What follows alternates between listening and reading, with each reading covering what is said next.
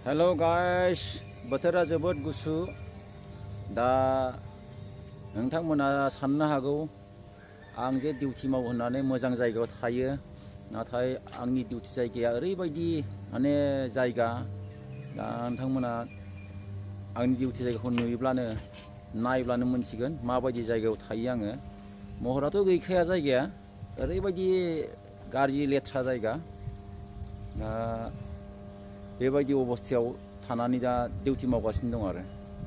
दा नै बेबायदि जायगा दा आङो केमेराखौ नै बेक खालामनो सानदों नायलांबाय था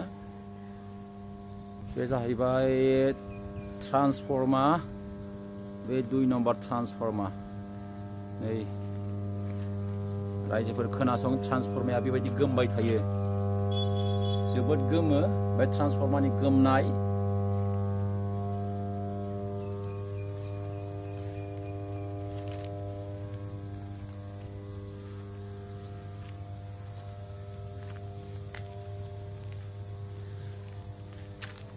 एसेल' जाय जाय खामावो मोजां जायगायाव थानानै खामानि मावनो मोनखाया जाहैबाय दा बेनो आंनि दा खामानि मावग्रा जायगाया नैबे गोथाङा जाहैबाय 1 नम्बर ट्रान्सफर्मार नैबे जाहैबाय 2 नम्बर ट्रान्सफर्मार बे ट्रान्सफर्माया जाहैबाय 5 मेगावाटनि माने 5 MB आरो 5 MB ट्रान्सफर्मार बियो दा बेहाय 33,000 लाइन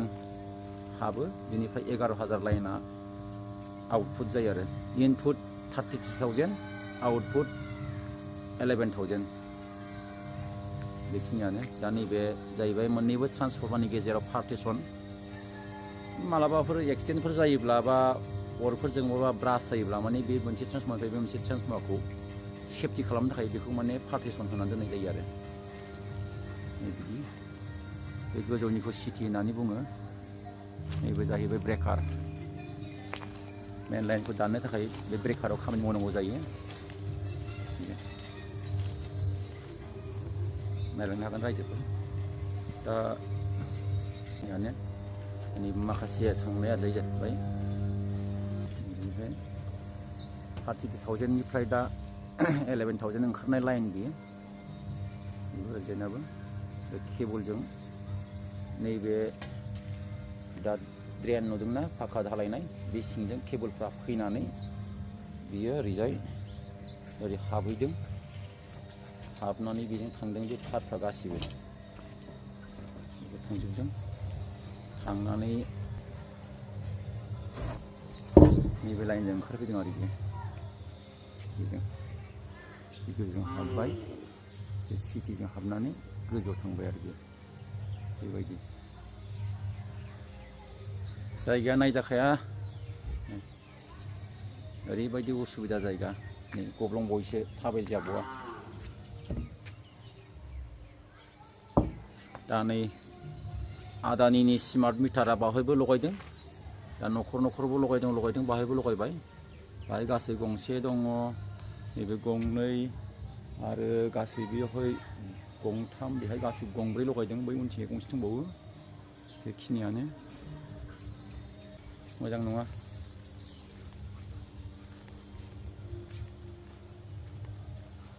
थाग्राखौथ' लाजिबाय आं नैबे बायग्रेब न'आवनो जों थायो दैयाबो नै फिल्टारा नायजाखाया महरानो गैया माने बे जायगाया माने बे जायगाल' नङा किसुमान बेबायदिनो जोंनि कन्ट्रल रुमनि जायगाफ्रानो बेबायदिनो आरो नैबाहाय मोननैसो पेनेल बर्डफोर दङ बेबायदि आरो पेनेल बर्डफ्रा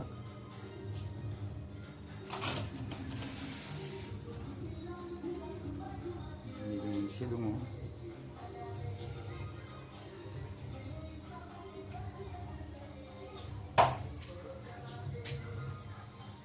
साननो हागौ लोगो नोंथांमोनहा आङो जोबोद मोजां जायगायाव थानानै खामानि मावनानै एसि रुमाव नाथाय न'आ बिदि बेबायदि आरो मेन लाइननि 33 पेनेलनि बियो पेनेल बर्ड बियो बेबो 33 पेनेलनि सेकेन्ड ट्रान्सफर्मारनि बियो नैबे बबे जायगायाव लाइन हाबदों बे फिडारनि बे मिटार बक्सफोर बेफोरो गासिबो बयबो नायनो हायो आरो नै बेबो मिटार बक्स फिडारनि 11 इनकामार मिटार बक्स बेफोर बेखिनियानो गोजाननिफ्राय नायहरबा बेबायदि नुयो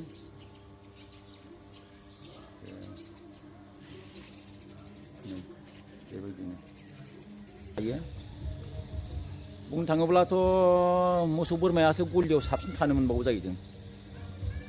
दा जोंना बेबायदि अबस्थाबो गैया ओरैबायदि अबस्थायाव थायो माने नायजाखाया आंथ' आंनि जि थाग्रा रुम आं माने रायजोफोरनो देखायला आं माने लाजिबाय आं माने देखायनो दा साख्रियाबोथ' जाखाला दा जानायनि जेबो गैला दाख्लैबो आन्दलन खालामबाय दावरावसो खालामबाय जेबोआनो गैया दाथ' बारा दावराव खालामबाथ' होखारबावगोनसो बेखायनो नायनोसै मा जायो दाथ' नै मोनजोब्बाय दारिबाबो बबे समाव साख्रि मोनबावगोन बबे समाव गथ' गथाय फोरोंबावगोन बबे समाव न' लुबावगोन गैला जेबो बेखायनो माने जाहाथे हायोब्ला डाइरेक्ट मोजाङै फराय इन्टारभिउ हो डाइरेक्ट पारमानेन्ट साख्रिखौ ला बेबायदियाव हाबनानै थानानै जेबो लाब गैला दा बेनोसै आंनि बुंनांगौ फंनैसो खोथाया माने गाज्रि अबस्था आरो दा